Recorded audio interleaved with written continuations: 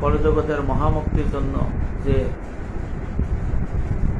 সম্বল দরকার, সেই সম্বল আমাদের অবশ্যই অর্জন করতে হবে। সেই সম্বল আমাদের অর্জন করে যদি না নেই, কবরে এক নতুন সম্প্রদায় দেখা হবে, শ্রেণী মানে সম্প্রদায় সে দেখা হবে। সেই সম্প্রদায়কে আপনি চিনেন না, আমি চিনি না। সেই সম্প্রদায় কি আচরণ করবে আমরা জানি না। বাবা থাকবে না, মা থাকবে না, ভাই থাকবে না, বোন থাকবে না, আলেম থাকবে না, নেতা থাকবে না, প্রেসিডেন্ট থাকবে না, কেউ থাকবে না।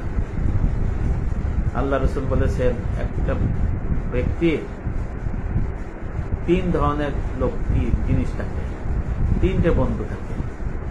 এরকম বিষয়টা যে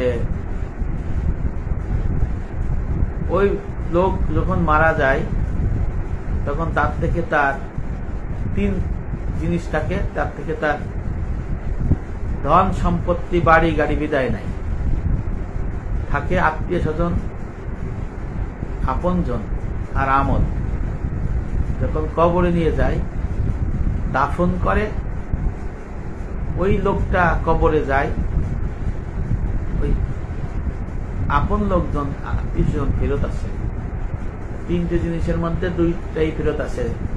অর্থ সম্পদ, ধন দৌলত তো প্রথমেই ছেড়ে যায়, তারপরে নিজের আত্মীয় স্বজন ছেড়ে যায়। থাকে কে? ওই ব্যক্তি আর আমল। আমল যদি ভালো হয়, কবরের ফেরেশতা ভালো ব্যবহার করবে, জান্নাতের টুকরো হবে কবর। আর আমল বন্দী যদি খারাপ হয়, কবর হবে জাহান্নামের গর্ত। ওই ফেরেশতা বা নতুন সম্প্রদায় সে ভালো ব্যবহার করবে না।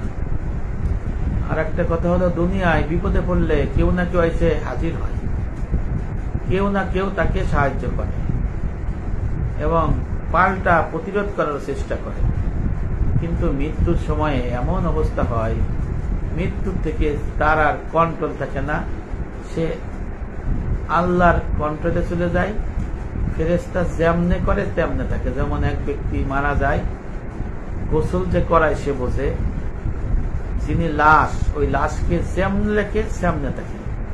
ডাইনে গোড়ালি ডাইনে, বামে গোড়ালি বামে, হাত উপরে দিচ্ছে, পা উঁচা করতেছে, আবার মাথা নিচে করতেছে,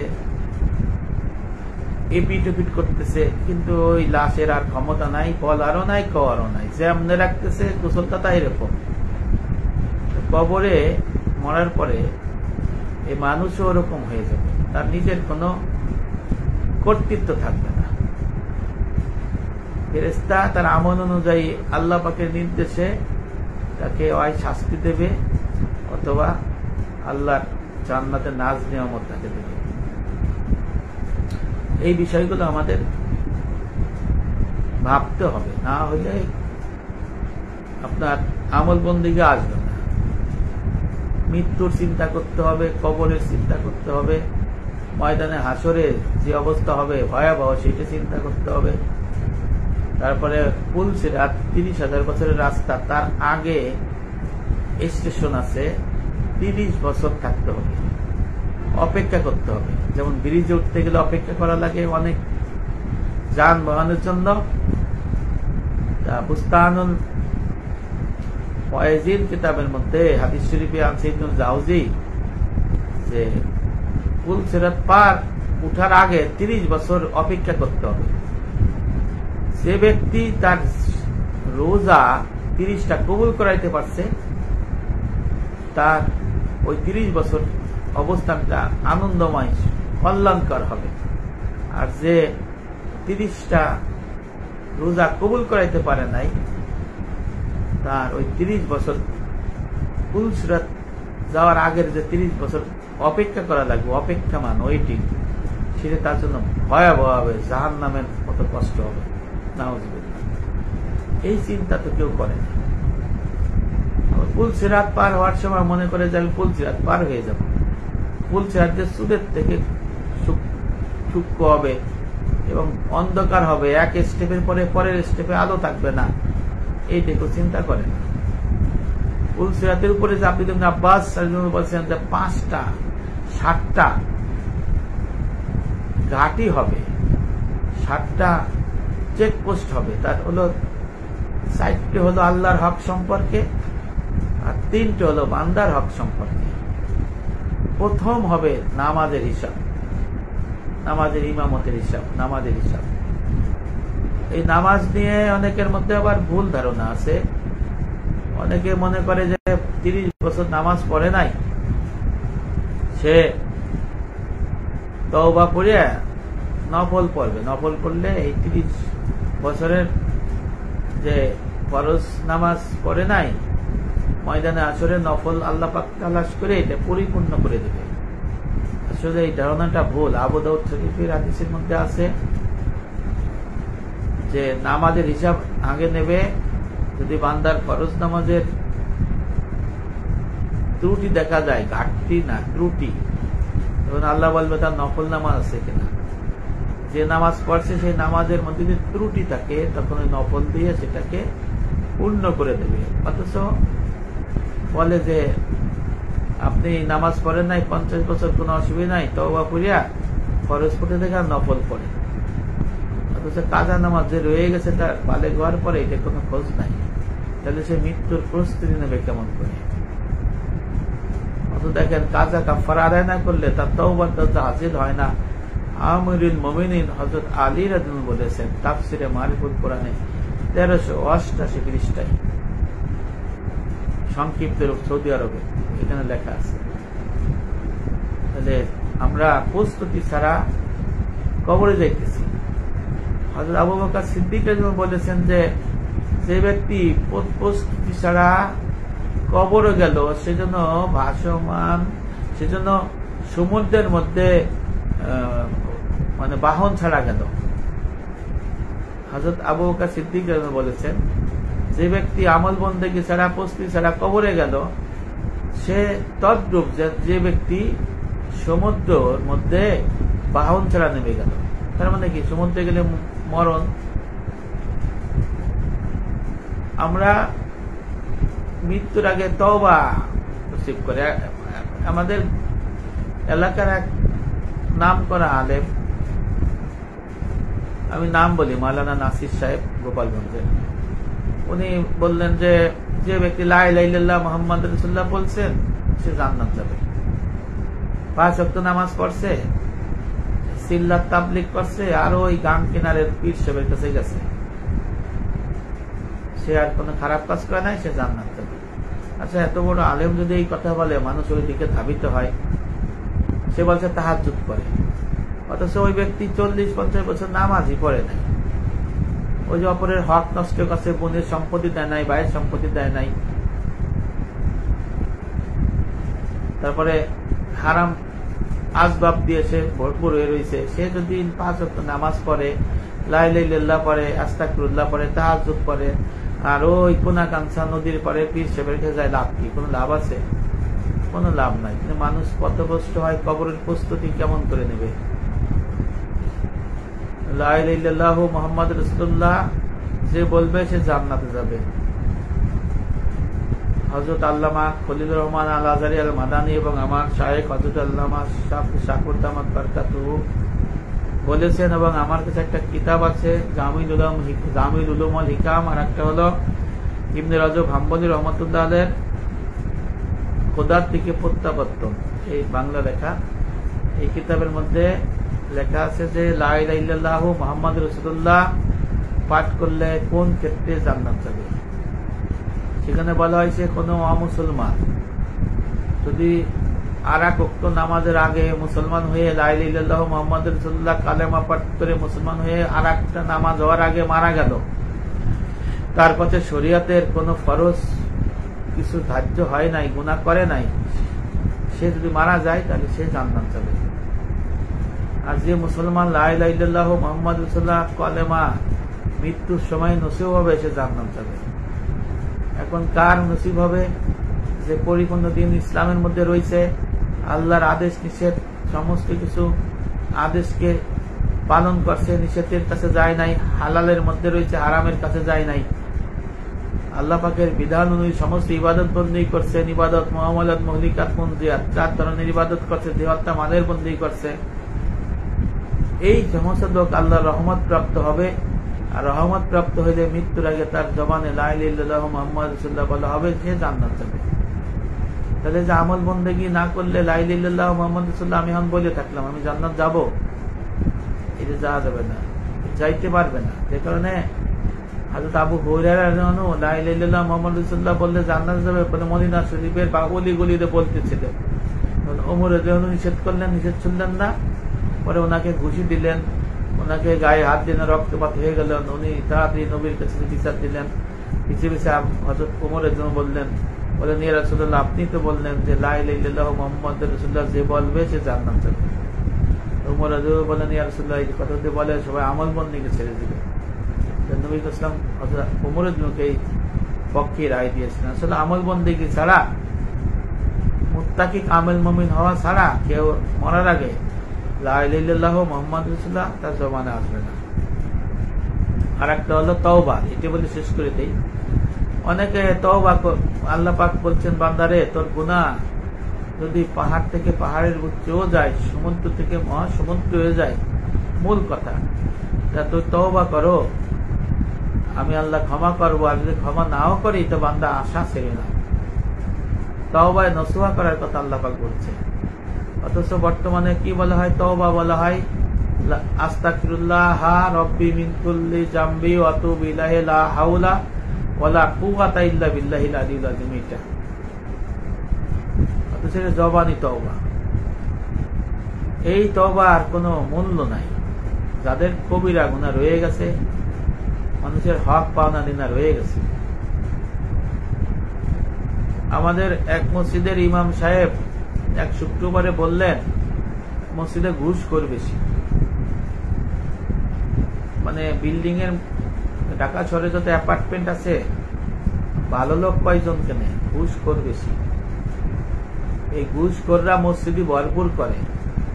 তখন ইমাম সাহেবরে বলে, হুজুর এখন তো মসজিদে আইছি, তাসবিহ টিপতেছি, কুরআন পড়তেছি, আর ওই স্বপ্নের তাবলীগ করতেছি, তাহলে আর কি করতাম?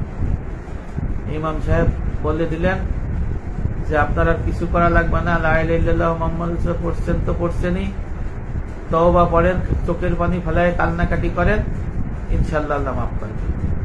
অথচ ওই ইমাম সাহেব বললেন না যে দুনিয়ার মানুষ, তোমরা যে ঘুষ খাইছো, ঘুষের জামা কাপড়, সহায় সম্পত্তি, টাকা পয়সা, বাড়ি গাড়ি, জমি জাতি, পেলেন ফ্ল্যাট, সব আল্লাহর ফরজ কাজে সদকা করে তুমি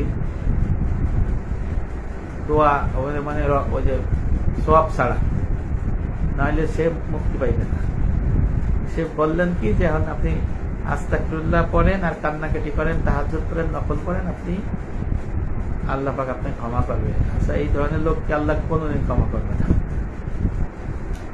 আর তওবা কাকে বলে? জাহিরি এবং বাতিনি সমস্ত গুনাহ থেকে ফিরে থাকা, মাকামে বোধ থেকে মাকামে কুরবত দিকে রুজু হওয়াকে তওবা বলে। জাহিরি এবং বাতিনি যারা নতুন, তারা দেখেন জাহির হলো দেহের ইবাদত, দেহতে যে বন্দী হয়, আল্লাহর হক বান্দার হক যে কটা আছে।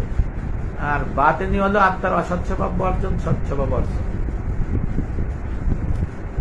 মাকামে বোধ থেকে মাকামে করো, মানে আল্লাহর সাথে গুনাহ করতে করতে মানুষের সাথে আল্লাহর পর্দা পড়ে যায়। আর যখন মানুষ তওবা করতে শুরু করে, তওবার ইলম শিখে করে আমল করতে শুরু করে, তখন ওই আল্লাহর থেকে বান্দার যে পর্দা সেটা আস্তে আস্তে সরে যায়। এরপরে তওবা করতে গেলে গুনাহ চিনতে হবে। গুনাহ হলো শিরক গুনাহ তিনটা, তারপরে আল্লাহর হকের গুনাহ, বান্দার হকের গুনাহ। শিরক গুনাহ তওবা করেছে, তবে আর কাছে যাবে না, আল্লাহ মাফ করে দেন, আর যাবে না। আল্লাহর হক যেগুলো আছে, ইলম, আকাইদ, তাহারাত, নামাজ, যাকাত, হজ, রোজা, তেলাওয়াত কুরআন, যিকির, দোয়া, এইগুলো আপনার যদি কাজা কাফারা বাকি থাকে তাহলে কাজা কাফারা আদায় করতে হবে। হযরত আলী রাদিয়াল্লাহু আনহু বলেছেন যে তাফসীরে মারিফাতুল কুরআন 1388 পৃষ্ঠার মধ্যে সম্ভবত আছে, 6টা জিনিস সন্নিবেশিত না হইলে তার তওবার দরজা হাসিল হয় না। তার মধ্যে আছে আল্লাহ পাকের যে কাজা কাফারা আছে, আল্লাহর হক আদায় করে দিতে হবে। বান্দার হক যেগুলো আছে, বান্দার হক অবশ্যই পরিশোধ করতে হবে। কাউকে গালি দিতে, গালি দিচ্ছেন, গীবত করছেন, মানে মারামারি করছেন, তার ক্ষেত্রে ক্ষমা চেয়ে নিতে হবে। আর যার টাকা মারছেন, টাকা নিয়ে দেন নাই, তার এই টাকা ফেরত দেবেন। সে না মরে গেলে তার ওয়ারিসদের দেবেন, ওয়ারিস কিছু না পারলে আল্লাহর ফরজ কাজে ব্যয় করবেন।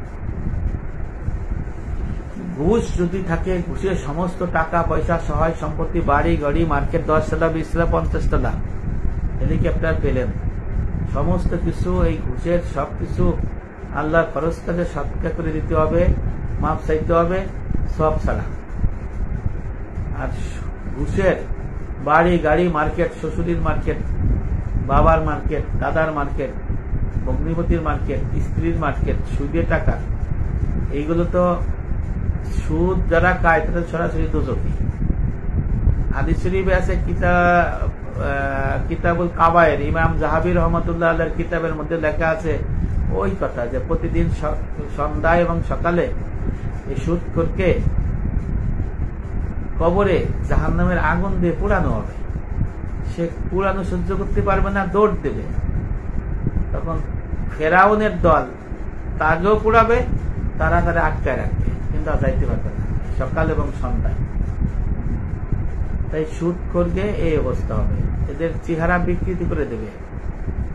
সেই সুদখোরের চেহারা ময়দানে আসরে শুকুরের আকৃতি ধারণ করাবে, আর ঘুষখোরের চেহারা বান্দরের মতো করবে। আবার কোন কিতাবে লাগছে ঘুষখোরের চেহারা শুকুর বানাবে, আবার ঘুষখোরের চেহারা বান্দরের মতো বানাবে, এদের দোজখে যাবে। তাহলে এইগুলো কি করতে হবে? সুদের টাকা আবার আল্লাহর ফরজ কাজে ব্যয় করা যাবে না।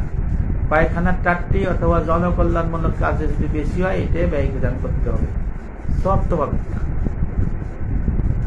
সম্পত্তি যদি অনিয়ম থাকে, এগুলো আল্লাহর বিধান অনুযায়ী, শরিয়া অনুযায়ী, ফারাজ অনুযায়ী ফেরত দিতে হবে, এর মাপ নাই। 1 বিঘা সম্পত্তি নিয়ে যে কবরে আসবে, তার 7 তবক মাটিতে পুঁতে ফেলাবে না। এরপরে আপনার কাউকে হত্যা করছেন, এখন এই হত্যা করাটা তো অনেক কঠিন একটা বিষয়। হত্যা করলে দুনিয়ার বিচার আছে, আল্লাহরও বিচার আছে। এখন যারা হত্যা করছে তারা যদি তাদের ওয়ারিসদের কাছে যায় ক্ষমা চাই, ক্ষতিপূরণ দিয়ে দুনিয়ার থেকে কিছুটা লাঘব করে দিতে পারে, তাহলে যারা হত্যা অনৈতিকভাবে হত্যা করে তারা তো দোজখে যাবে। বাঁচার উপায় হলো যে আল্লাহর কাছে ক্ষমা প্রার্থনা করবে, যাকে হত্যা করছে তার জন্য জান্নাত কামনা করবে এবং তার পরিবার পরিজনকে সহযোগিতা করবে, ক্ষমা চাবে। যদি আল্লাহ মাফ করেন, মাফ করার আশা নাই, তারপরে আশা করতে হয়। যদি সরকারি জমিতে বাড়ি গাড়ি করে, মার্কেট করে, সরাই নিয়ে আসতে হবে। রেলের জমি, রোডসের জমিতে এলাকায় অনেক জমি নাই, কিন্তু জমি দখল করে মার্কেট, বাড়ি, গোডাউন করে রাখছে। রেলের জমি যদি বাজার থাকে, কারো ঘাট বাজার ঘর করে যদি খাবার খায়, এটা হারাম, এটা ফেরত আনতে হবে। সুদের কারবারে জড়িত সাক্ষী, লেখক এই সরে যেতে হবে, মূল টাকা নিয়ে সুদ ছেড়ে দিতে হবে। সুদী ব্যাংকের চাকরি যারা করে, তারা চাকরি আজকে কালকে ছেড়ে দিতে হবে। ইন্স্যুরেন্স যারা চাকরি করে, এরা সুদের সাথে জড়িত, তাদেরও চাকরি ছেড়ে দিতে হবে। আর যে ইনকাম করছে সুদ এবং সুদের ব্যাংকের আর ইন্স্যুরেন্সের, এই সমস্ত ইনকামের টাকা ওই যে পায়খানার টাট্টি বা জনকল্যাণমূলক কাজে ফেরত দিতে হবে। ইবনে বাস রহমাতুল্লাহ আলাই সৌদি আরবের গ্রান্ড মুফতি ছিলেন। উনি একটা মাসলা লিখেছেন, যাদের এক মুষ্টি দাড়ি নাই, এই যে আমরা নাপিতের কাছে যে দাড়ি শেভ করি, সে নাপিত যদি মুসলমান হয়, যার দাড়ি এক মুষ্টি থেকে কাটতে ফেলতেছে, কমাইয়া শেভ করতেছে, ক্লিন করতেছে, এদের যে টাকা দিচ্ছে, এই টাকা দেওয়াও হারাম, নেওয়াও হারাম।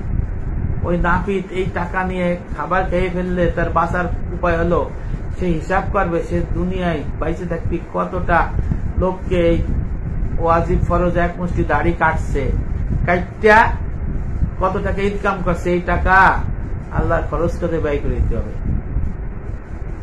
কারণ দাড়ি রাখা ওয়াজিব ফরজ, দাড়ি কাটা হারাম, হারাম কাইটে হারাম ইনকাম করতেছে, আর যে দিচ্ছে সেও হারাম দিচ্ছে। তওবা হলে এইভাবে তওবা। আপনি যত ধরনের অপরাধ করছেন শরীয়তের বিধান অনুযায়ী সেটাকে ফেরত আসতে হবে, সেটা কাজা কাফফারা দিয়া সরে আসতে হবে। মানুষের আমানত ফেরত দিতে হবে, না তো কিছুই হবে না। এই যে 3টে গুনাহ থেকে এইভাবে ফেরত আসতে হবে, নাহলে সে তওবা আস্তাগফিরুল্লাহ কি মরা পর্যন্ত করে কোনো লাভ হবে না। এবার পরিপূর্ণ দিনের আলামত কি তওবার? তওবার আসবাব হলো খাউফ ইলাহি, আল্লাহর আযাব গজবের ভয়। মানে মরার সময় ওনার কি হবে, কবরে কি হবে, আখিরাতে কি হবে, পুলসিরাতে কি হবে, জাহান্নামে কি হবে, চিন্তা গবেষণা করলে ভয় পাবে, তখন তার মধ্যে তওবা চিন্তা আসবে।